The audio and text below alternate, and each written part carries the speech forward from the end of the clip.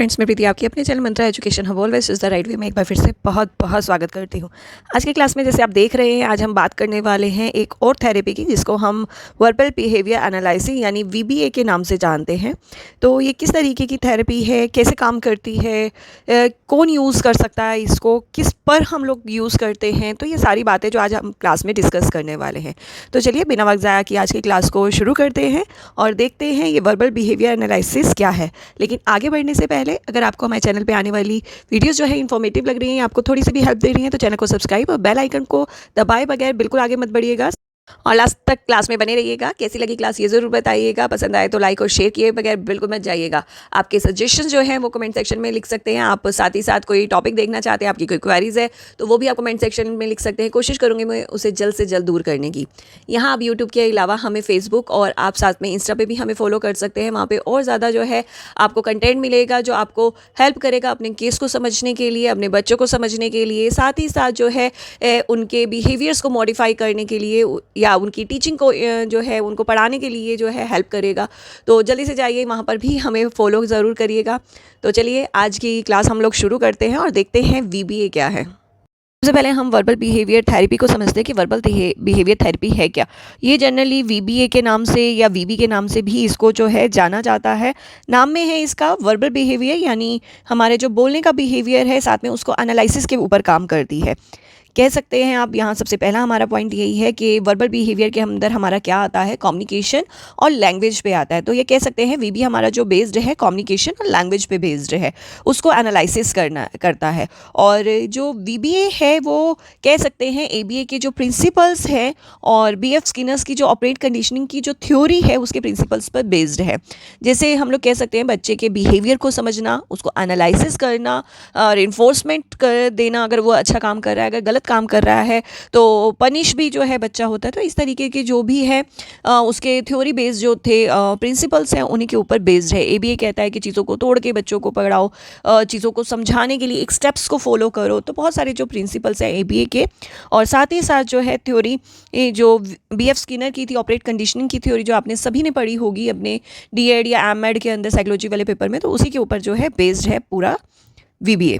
VBA को जो develop किया या कह सकते हैं फाउंड किया था वो बीएफ स्किनर द्वारा किया गया था।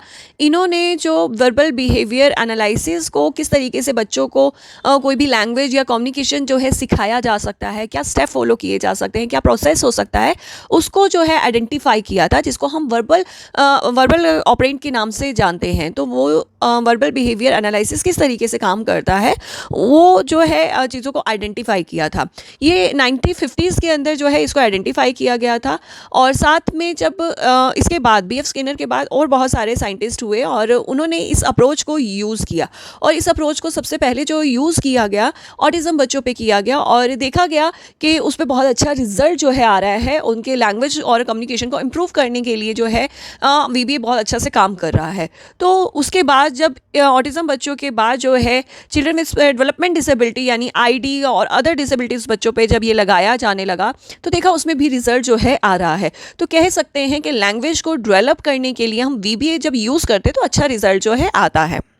वीबीए जैसे मैंने पहले भी अभी बात करी कि ऑटिज़म बच्चों पे बहुत अच्छा रिजल्ट देता है और साथ ही साथ जो है बच्चों के अंदर लैंग्वेज को डेवलप करने के लिए जो है बहुत हेल्पफुल है। और उसके आसपास जो भी इन्वायरमेंट है उससे ऑटिज़म बच्चे बहुत कटे हुए रहते हैं, अपने में रहते हैं, तो जिसकी वजह से आसपास क्या है क्या नहीं उन्हें नहीं पता होता है। तो उस वर्ड से या उनके इन्वायरमेंट से वो कनेक्ट करने में जो है वीबीए बहुत ज़्यादा हेल्पफुल है। जो आसपास उसके आसपास जो भी इन्वायरमेंट में ऑब्जेक्ट्स हैं या जो भी पर्सन्स हैं उनके साथ कनेक्ट करने में कि ये चीज़ क्या है, ये को कैसे आपको यूज़फुल होगी, या अपनी डिज़ायर को बताने में बच्चा जो है किस तरीके से अपनी डिज़ायर को दूसरे तक पहुंचा सकता है या कैसे अपनी डिज़ायर को फुलफ़िल कर सकता है।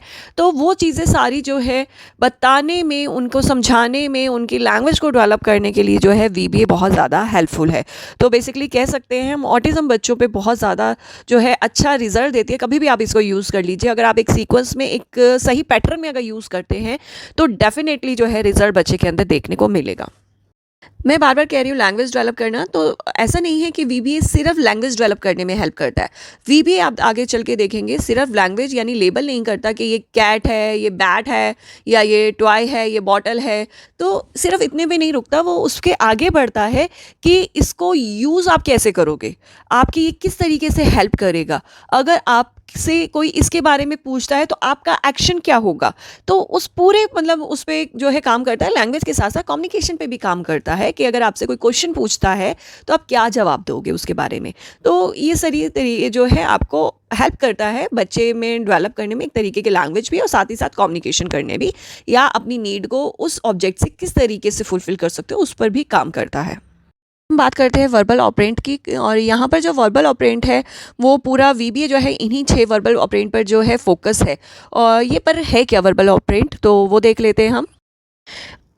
वर्बल ऑपरेंट जो है वो बिहेवियर को एनालिसिस करने के काम करता है, यानी अगर बच्चा कोई एक्शन कर रहा है तो वो क्यों कर रहा है, उससे पहले उसकी क्या उसकी ज़रूरत रही जिसकी वजह से उसने ये एक्शन किया, या एक्शन करने के बाद जो है क्या उसकी नीड फुलफिल हुई। तो जनरली हम कह सकते हैं हम लोग बिहेवियर को एनालिसिस करते हैं एबीसी मॉडल के थ्रू। तो यहाँ पर सिर्फ जो एनालिसिस हो रहा है आपका वर्बल बिहेवियर एनालिसिस हो रहा है कि क्या उसने बोलना है, उससे पहले क्या था, क्यों बोला उसने, उसकी क्या नीड थी, या बोलने के बाद जो है या उसकी डिज़ायर कंप्लीट होने के बाद क्या हुआ। तो वो सारी चीज़ें जो है एनालिसिस करने के लिए जो है काम करता है वीबीए ऑपरेंट। वीबीए जो है पूरे तरीके से इन 6 वर्बल ऑपरेंट पर जो है वो फोकस है। फर्स्ट हमारा मेंड है, सेकंड टैक्ट, थर्ड इंट्रावर्बल, फोर्थ हमारा कॉर्डिक या टेक्सचुअल के नाम से जाना जाता है, फिफ्थ हमारा है इगोइक या डुप्लिक के नाम से जाना जाता है, और लास्ट है मोटर इमिटेशन।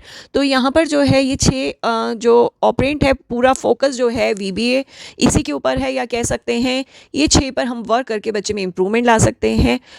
वीबीए जो है पूरा कह सकते हैं ये कंपोनेंट हैं, उसके ऑपरेंट हैं, प्रिंसिपल हैं, सब कुछ है। अगर आप इसे एक सही तरीके से फॉलो करेंगे, अगर आप इसे पूरे तरीके से समझ गए अच्छे से, तो आप इसके बारे में बहुत अच्छे से लिख सकते हैं। यहाँ पर जो है 5 नंबर का क्वेश्चन आए या 10 नंबर का क्वेश्चन आए, अगर आप 6 ये टॉपिक समझ गए तो आप उसको एग्जाम्पल्स के थ्रू जो है बता सकते हैं। अगर आप प्रैक्टिकली इस पर वर्क कर रहे हैं तो भी आप अगर इसको एनालिसिस बिहेवियर को एनालिसिस करना सीख जाते हैं और सही तरीके से वर्क करें तो रिजल्ट ज़रूर आएगा। सबसे पहले हम बात करते हैं फर्स्ट ऑपरेंट की, मैंड की। मैंड क्या है, एक तरीके की रिक्वेस्ट बच्चे को सिखाना है। तो यहाँ पर जो है बच्चे की जो नीड है, जो डिज़ायर है, वही बच्चा जो है एज अ रिक्वेस्ट जब सामने वाले तक पहुँचाना सिखाना ही क्या कहलाता है, मैंड कहलाता है। जैसे बच्चे की ज़रूरत है किसी चीज़ की, या उसकी कोई इच्छा है, या उसकी कोई नीड है, तो क्या होगा कि बच्चा उसे पॉइंट आउट करके या उसकी तरफ देख कर या किसी तरीके से भी अपनी रिक्वेस्ट को सामने वाले तक पहुंचाता है। तो क्या करना है, वहाँ पर आपको as a enforcement technique use करनी है, एज अ इन्फोर्सर आपको देना है। लेकिन यहाँ पर जो एज अ इन्फोर्समेंट आप गुड, वेरी गुड नहीं आप यूज़ करेंगे, या चॉकलेट टॉफ़ी आप दे रहे हैं, नहीं। यहाँ एज आर इन्फोर्सर आपको क्या यूज़ करना है, जो बच्चे ने मांगा है, यानी जो उसकी नीड है, जो वो चाहता है, उसकी डिज़ायर को फुलफ़िल करना ही आपका काम है। तो यहाँ पर जो है जब आप उसकी रिक्वेस्ट पूरी कर देंगे तो वो उसके लिए इन्फोर्समेंट का काम करेगा। तो अगर बच्चे को प्यास लग रही है तो प्यास लगने के लिए अगर वो वाटर की तरफ पॉइंट आउट करता है या देखता है कप की तरफ, वाटर बॉटल की तरफ देखता है, तो वो क्या कर रहा है, अपनी नीड को सामने वाले तक पहुँचा रहा है। तो यहाँ पर एक एग्जाम्पल जो मैंने लिया है आप वो देख सकते हैं। चाइल्ड अगर से जो है कहता है जूस, या उसकी तरफ जो है पॉइंट आउट करना जो है सीखता है, कप की तरफ देखता है, तो वहाँ पे क्या है, माइंड ऑपरेट एक्शन जो है उसने किया है। तो जो टीचर है वो उसके पॉइंट को समझना भी जो है ज़रूरी है। अब ये नहीं कि बच्चा तो रिक्वेस्ट कर रहा है, सामने टीचर को समझ ही नहीं आ रहा है, तो ज़रूरी है कि टीचर को उसकी समझ में आए कि वो क्या एक्सप्रेस करना चाह रहा है। तो वो जो एक्सप्रेस अगर वो समझ जाता है तो वहाँ आपका मैंड जो ऑपरेंट है वो कंप्लीट होता है, मैंड एक्शन कंप्लीट होता है, और साथ में एज आर इन्फोर्सर मैं उसे जूस प्रोवाइड करूँगी, उसको नीड जो है उसकी फुलफिल करूँगी। तो यहाँ पर आपका क्या होता है, मैंड पूरा कंप्लीट हो जाता है, यानी कह सकते हैं बच्चा अपनी रिक्वेस्ट को रखना जो है धीरे धीरे सीख गया है। नेक्स्ट ऑपरेंट की तरफ आते हैं इगोइक। इगोइक होता है किसी भी चीज़ को रिपीट करना। कोई टीचर या पेरेंट किसी चीज़ को रिपीट कर रहा है तो पीछे बच्चा भी रिपीट करेगा। यहाँ पर जो बच्चे ने रिक्वेस्ट करी थी, या जो उसकी नीड या उसकी डिज़ायर थी, उसकी रिक्वेस्ट करना सीखा था, अब वहीं पर जो रिक्वेस्ट करी थी वहाँ टीचर उसको उस ऑब्जेक्ट को रिपीट रिपीट करेगा, लाइक एग्जांपल अगर उसने वाटर की उसको नीड है तो वाटर के लिए उसने पॉइंट आउट किया तो वहाँ पर टीचर क्या करेगा, वाटर। अगर उसने कुकीज़ की तरफ पॉइंट आउट किया है तो वहाँ पर टीचर क्या कहेगा, कुकीज़। तो बच्चा उसे रिपीट करेगा, कुकीज़। जब वो रिपीट करेगा देन टीचर का काम है उसे रिइंफोर्स करना।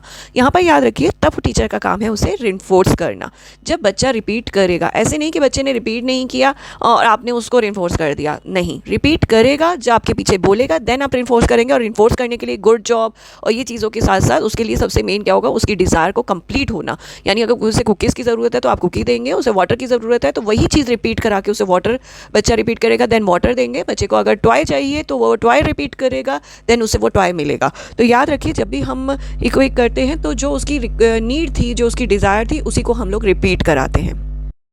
क्या है टैग, टैग क्या है, लेबल करना।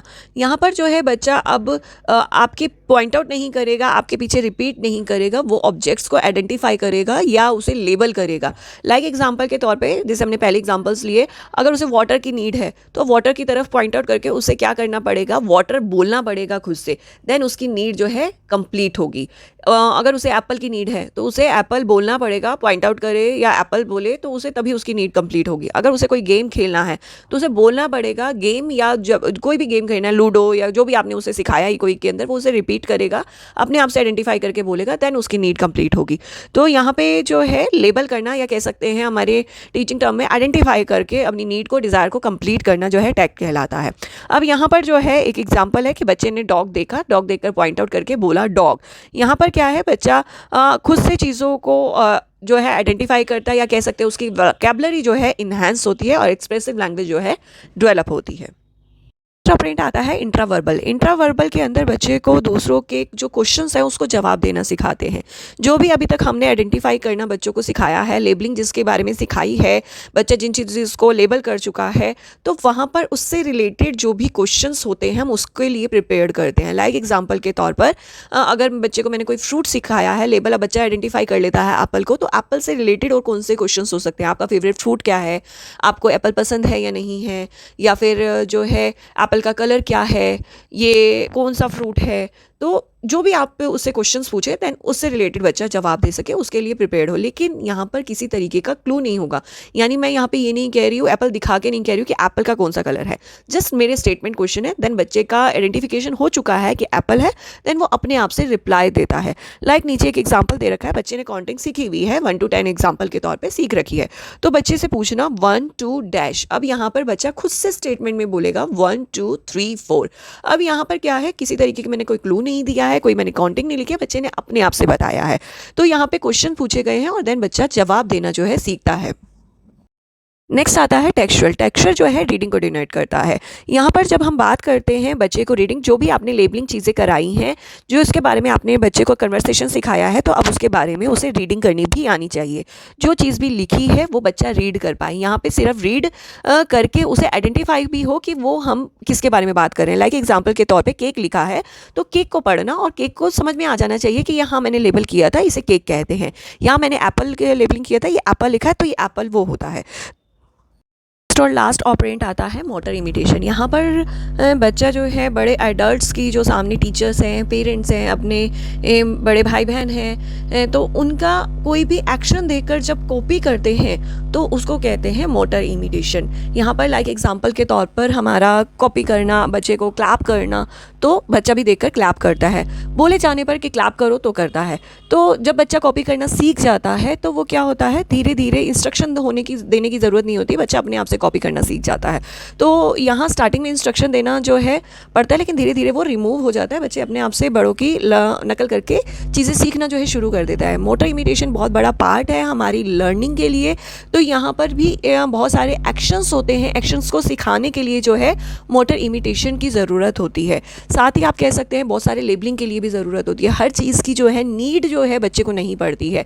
तो लाइक मुझे क्लैप सिखाना है तो हो सकता है बच्चे को क्लैप की कभी नीड ही ना पड़े। तो ऐसे ही बहुत सारे और एक्शंस होते हैं जब बच्चों को नीड नहीं पड़ती है, लेकिन हम कॉपी के थ्रू जो है बच्चों को चीज़ें सिखा सकते हैं। बहुत सारे एक्शंस जो हैं वो हम सिखाते हैं। तो यहाँ पर जो है ओवरऑल ये 6 कंपोनेंट है जो हमारे बच्चों को वर्बल बिहेवियर एनालिसिस के थ्रू जो है वो लैंग्वेज और कम्युनिकेशन को सिखाने में जो है हेल्प करते हैं। तो बहुत इंपॉर्टेंट है ये as a practically, as a theory, आपके पेपरों के लिए भी बहुत इंपॉर्टेंट है। जो ऑटिज़म में बच्चे बीएड और एमएड कर रहे हैं उनमें वर्बल बिहेवियर एनालिसिस और एबी बहुत ज़्यादा इंपॉर्टेंट है। चाहे आप प्रैक्टिकल कर रहे हैं, चाहे आप किसी क्लिनिक में कर रहे हैं, किसी स्पेशल स्कूल में कर रहे हैं, चाहे आप किसी थ्योरी पेपर की या कॉम्पिटिशन एग्जाम की तैयारी कर रहे हैं, सभी के लिए वीबीए बहुत ज़्यादा ज़रूरी है एबीए के साथ साथ। तो यहाँ पर जो है उम्मीद करती हूँ आपको 6 के 6 कंपोनेंट्स जो हैं इसके समझ में आए होंगे, और ये 6 कंपोनेंट करते ही जो है आपको समझ आते ही आप इसके बेनिफिट जो है बता सकते हैं कि क्या क्या बेनिफिट हो सकते हैं। क्या होगा, बच्चा लैंग्वेज डेवलप हो गया, बच्चा कम्युनिकेशन सीखेगा, बच्चा क्या करेगा, लेबलिंग चीज़ों को करना सीखेगा, आइडेंटिफाई करना सीखेगा, बच्चे जो है क्या करते हैं, क्वेश्चंस के आंसर्स के जवाब जो है वो देना सीख जाते हैं।